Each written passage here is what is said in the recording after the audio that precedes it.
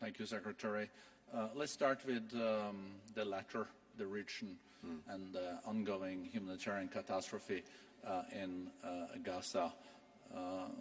During the 2 last days, it's been said from many speakers that there will never be a two-state solution without U.S. taking leadership. But we also know that Egypt now presented a ceasefire and release of hostages deal to Israel. We learned that it's now with Hamas, and they will have to decide maybe what you think are the prospects. I guess if Hamas then doesn't accept this, I think Netanyahu has said that then he will go full-fledged into Rafah. So your visit, I guess, to Israel tomorrow will be very important, because I think there is a big fear in the region that for a further escalation.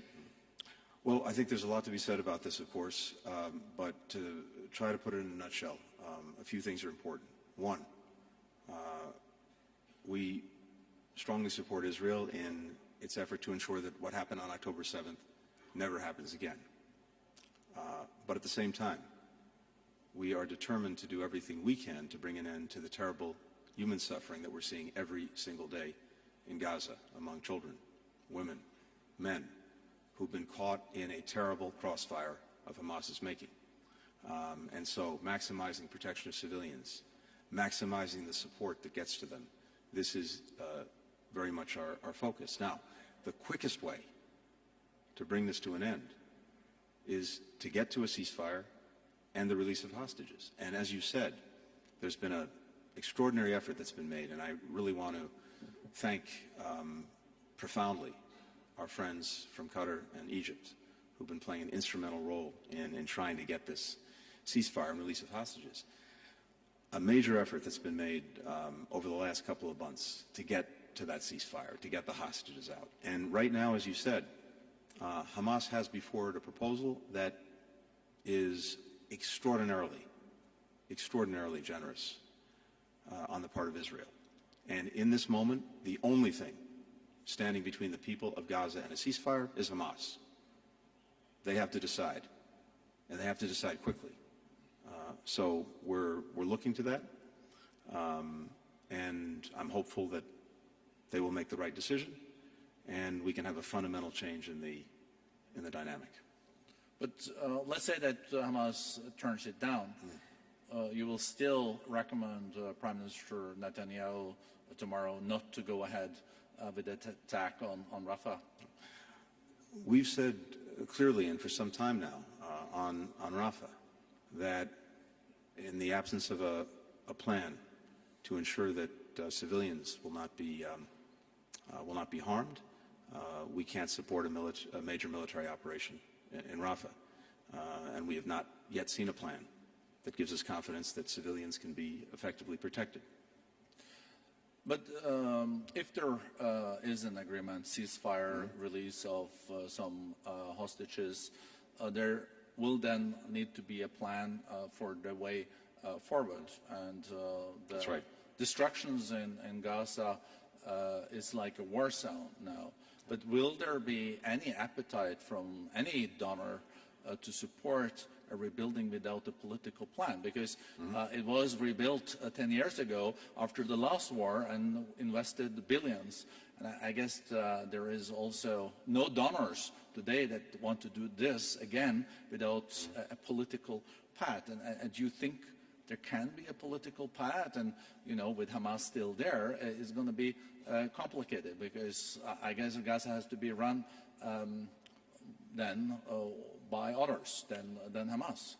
Well, one of the benefits of being here is to be able to see all of my colleagues, and we have been meeting and talking on a continuous basis since October 7th, but particularly since the beginning of the year, looking really at two things.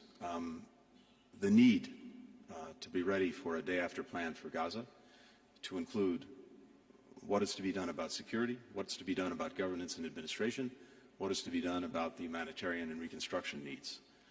And a lot of work has been done on that. More work needs to be done. so that we can be ready. At the same time, I think it's clear that in the absence of a real political horizon for the Palestinians, it's going to be much harder, if not impossible, to really have a coherent plan for Gaza itself. So we're working on that as well. And all I can tell you in this moment is a lot's gone into this. I think many of these things are achievable, but we still have a lot of work to do. That's what we're here to do, and that's what I'm here to do in part on this trip. But let me say something else. I think we really can see two paths forward for the region as a whole, as well as for Israelis and Palestinians in particular. There's a path forward where the region is genuinely integrated, where Israel has normal relations with its neighbors, something that it's sought since its creation, where Palestinians have their legitimate aspirations met for a state of their own, and where we end, once and for all, a cycle of violence, a cycle of destruction, a cycle of profound insecurity, and where the preeminent challenge, the preeminent threat to virtually every country in the region, Iran, is in a box, is isolated, because the region has come together in this way. So that's, I think, a path that you can see. We can see very clearly. And again, the other path is that path of an endless cycle of insecurity, violence, destruction that has caused so much suffering and that needs to end. But it requires everyone concerned to make difficult, real decisions about the future. I think our job is to clarify those choices, clarify those decisions, and make sure that we're doing everything possible to provide the support necessary for anyone who's ready to make a hard decision about the future.